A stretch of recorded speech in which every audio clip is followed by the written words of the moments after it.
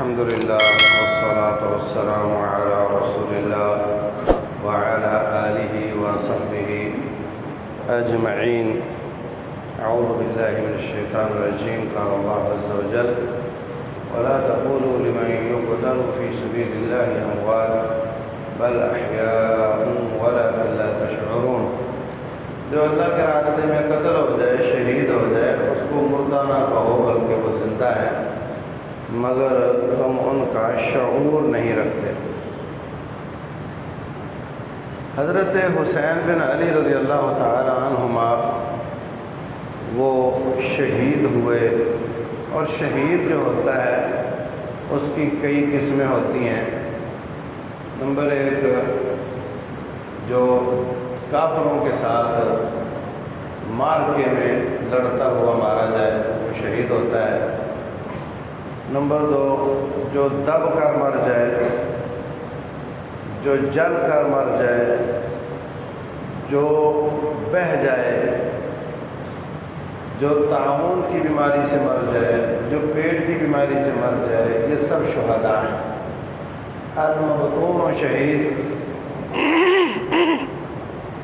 المطعون و شہید، الغریق و شہید، الحریق و شہید، یہ سب شہداء ہیں. تو دیکھنا ہے کہ حضرت حسین بن علی رضی اللہ عنہ کی کیٹیگری کون سی ہے.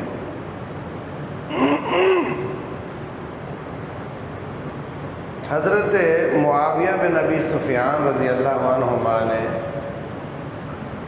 اپنے بعد اپنے بیٹے یزید بن معاویہ کو خلافت کے لیے متعین کر دیا.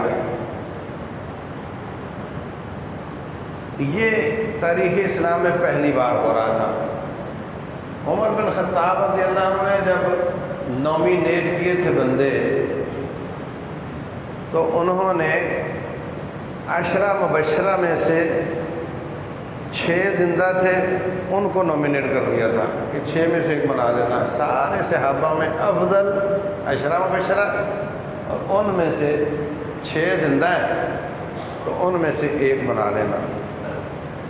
اور کہا بیٹے عبداللہ کو بھی 7واں شامل کر لینا، لیکن صرف مشورے کے لیے ان کو خلیفہ مت بنانا.